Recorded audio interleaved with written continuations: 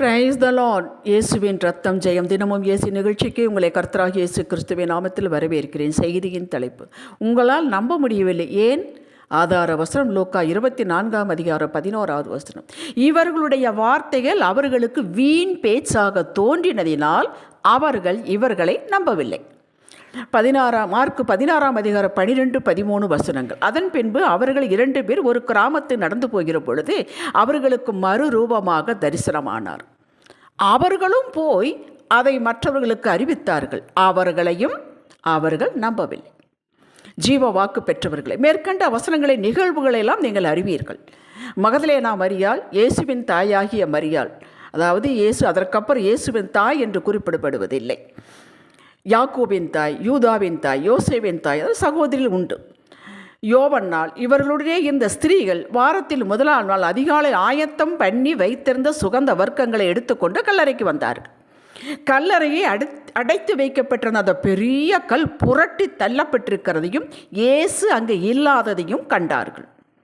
பிரகாசமுள்ள வஸ்திரம் தரித்த 2 பேர் இவரிடம், அவர் இங்கே இல்லை, அவர் உயிர்த்தெழுந்தார். அவர் உங்களுக்கு கலிலியாவில் இருந்தபோது அந்த காலத்தில் சொன்னதை நினைவுகூருங்கள் என்றார்கள். உடனே இவர்கள் போய் 11 பேருக்கும் சொன்னார்கள். அவர்கள் நம்பவில்லை. ஏன்? இது வீண் வார்த்தைகள், வெறும் வார்த்தைகள் என்று. சும்மா சொன்னேன் என்று நாம் சொல்லுகிறோம் அல்லவா, அப்படி அதுபோல சொன்னவர் யார்? வானத்தையும் பூமியும் உண்டாக்கினவர். கலிலியா இருந்த காலத்தில் அவர் சொன்னார், 3ஆம் நாள் உயிர்த்து எழுவேன், நீங்கள் கலிலியாவிற்கு வந்து இருங்கள், என்னை பார்ப்பீர்கள், எல்லாம் சொன்னார். தமது வாயின் வார்த்தைகளினால் உண்டாக்கினவர் அவர்தான் தேவதூதரிடம் சொல்லி, தேவதூதர்கள் ஸ்திரீகளிடம் சொல்லி, ஸ்திரீகள் சீசரிடம் சொன்னார்கள். வாய்தான் மாறிக்கொண்டே வந்ததே ஒழிய வார்த்தை அதேதான், தேவ வார்த்தை, அவருடைய வாயிலிருந்து புறப்பட்ட வார்த்தை. அவருடைய வார்த்தை ஜீவனும் வல்லமை உடையது. இருவரும் கருக்குள்ள எந்த பட்டயத்தில் கருக்கானது, இருதயத்தின் நினைவுகளை யோசனைகளை வகையறுக்கக்கூடியது என்று எபிரேயர் 4:12 பார்க்கிறோம். வானமும் பூமியும் ஒழிந்து போம், அவர் வார்த்தை ஒழிவதில்லை. தேவனுடைய வாயிலிருந்து புறப்பட்ட வார்த்தை பாறையை நொறுக்கும் சம்மட்டி போன்றது.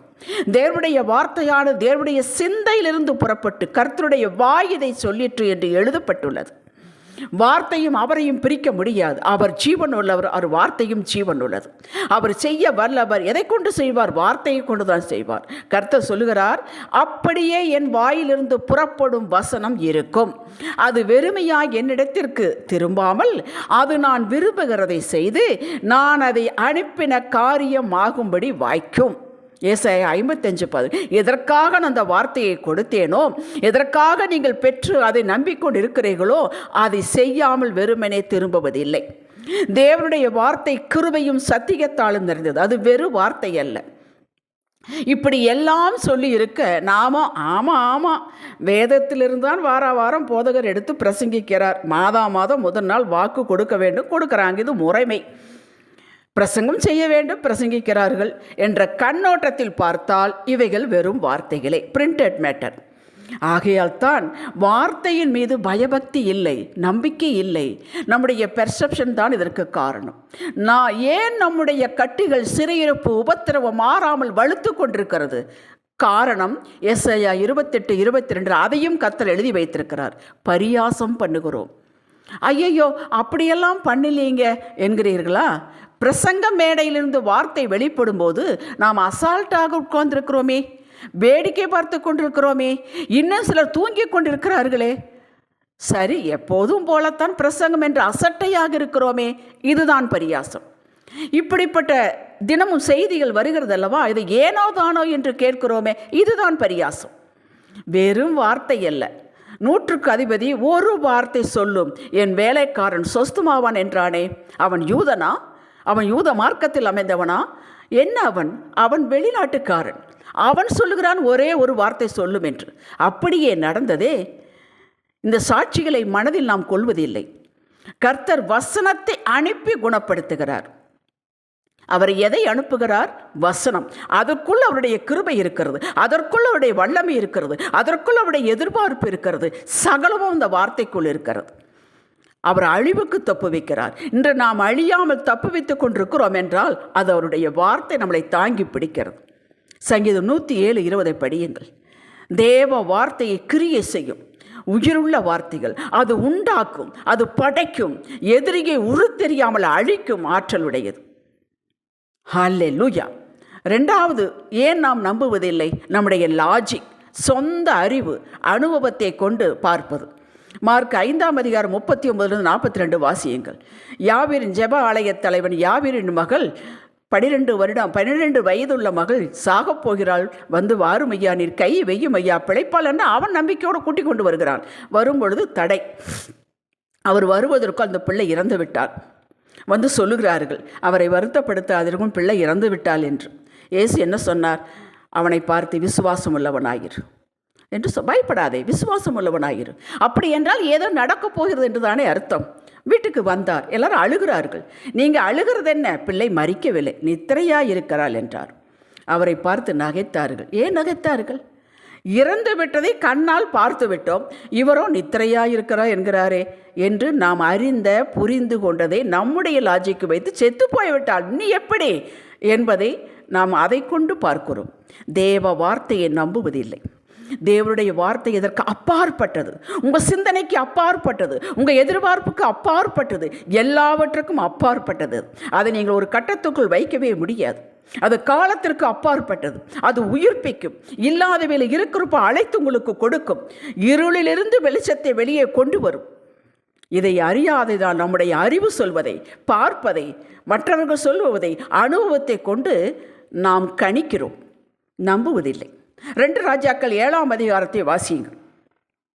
அதில் சீரிய படைத்தலைவன், சீரிய படை சமாரியாவை எங்கு முற்றுகை போட்டது. அவர்கள் யுத்தம் செய்து அவர்களை தோற்கடிக்க வேண்டும் என்பதல்ல, அவர்கள் பஞ்சத்தில் சாக வேண்டும் என்பது சுற்றி முற்றுகை போட்டு கொண்டார்கள்.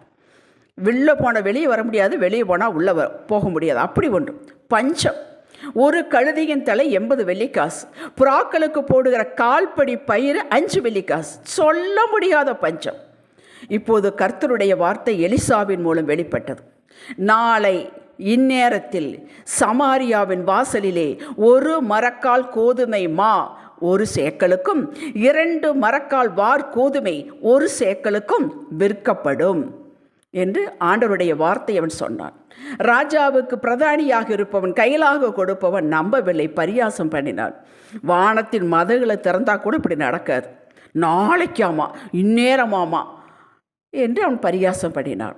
எலிசா சொன்னான், உன்னுடைய கண்களினால் அதை காண்பாய், ஆகிலும் அதிலே நீ சாப்பிட மாட்டாய் என்றான். வாசித்து பாருங்கள், அப்படியே நடந்து இறந்து போய்விட்டான்.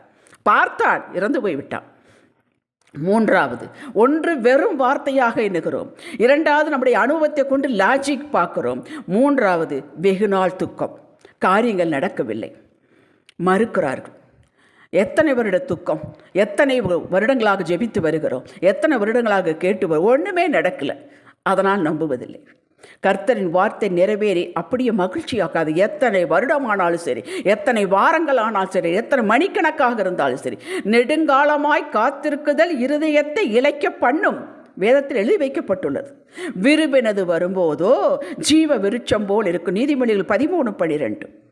அப்போ காத்திருக்கிறதல் கஷ்டம்தான், இளைக்க பண்ணத்தான் செய்யும் நெடுங்காலமாய். அத்தோடு நிறுத்தி இருந்தால் நம்ம கவலைப்படலாம். அடுத்து சொல்லி, விரும்பினது, நீங்கள் எதிர்பார்த்தது, நீங்கள் ஆசைப்பட்டது அது வரும். அப்பொழுது உங்களுடைய உள்ளம், இருதயம் ஜீவ விருட்சம் போல் இருக்கும். ஹல்லேலூயா. எத்தனையோ இந்த 3 காரணங்கள் இல்லாமல் இன்னும் எத்தனையோ காரணங்கள் இருந்தாலும் இதுவரை நீங்கள் தேவ வார்த்தையை நம்பாமல் அலட்சிய போக்க விட்டிருந்தால் இன்று இந்த செய்தி முடிந்ததும் அத்தனை வாக்குகள், நீங்கள் இதுவரை பெற்ற வாக்குகளை எடுத்து உயிர் போல நேசித்து அப்படியே நடக்கும், பெற்றுக்கொள்வேன், எதிர்பார்ப்பேன் என்று அறிக்கை செய்யுங்கள். உங்கள் நம்பிக்கை, விசுவாசத்தை தட்டி எழுப்புங்கள். அது நீங்கள் தான் செய்ய முடியும். நீங்கள் பெற்ற வாக்குகள் கர்த்தரின் வாயிலிருந்து புறப்பட்ட வார்த்தைகள். அது மனுஷனுடைய வாயிலிருந்து புறப்பட்டதல்ல, கர்த்தரின் வாயிலிருந்து புறப்பட்டது. அது நிறைவேறியே தீரும். காலத்தை நீங்கள் குறிக்க வேண்டாம், அவர் குறித்து வைத்திருக்கிறார். புறப்பட்டு உங்களிடம் வந்த வார்த்தைகள் வெறுமனே சும்மா இருப்பதில்லை, அனுப்பின காரியம் செய்து முடிக்கும். அது தேவ வார்த்தை, ஜீவனும் வல்லமை உடையது. ஜெபிக்கலாம். தகப்பனே, நீர் என்னிடத்தில் வெறுங்கையோடு வரவில்லை, எனக்காக குறித்ததை நிறைவேற்றும் வாக்குகளோடு இருக்கிறேன். வார்த்தை தான் என் எல்லையில் கிரியை செய்து கொண்டிருக்கிறது என்பதை நான் இந்நாளும் வரை நான் மறந்துவிட்டேன். மன்னிப்பு கேட்கிறேன். இன்று அறிக்கை செய்கிறேன். அற்புதங்களை என் கண்கள் காணும். வார்த்தை கிரியை செய்து கொண்டிருக்கிறது, வேலை செய்து கொண்டிருக்கிறது. என் தலை உயர்த்தப்படும் என்று இயேசுவே நாமத்தில் பிரகடனப்படுத்துகிறேன். அருமை பிதாவே, இன்றைய சிந்தனைக்கு நான் தேவ வாக்கு பெற்றவன், வாழ்ந்து சாட்சியாய் நிற்பேன். ஆமேன். ஹல்லேலூயா.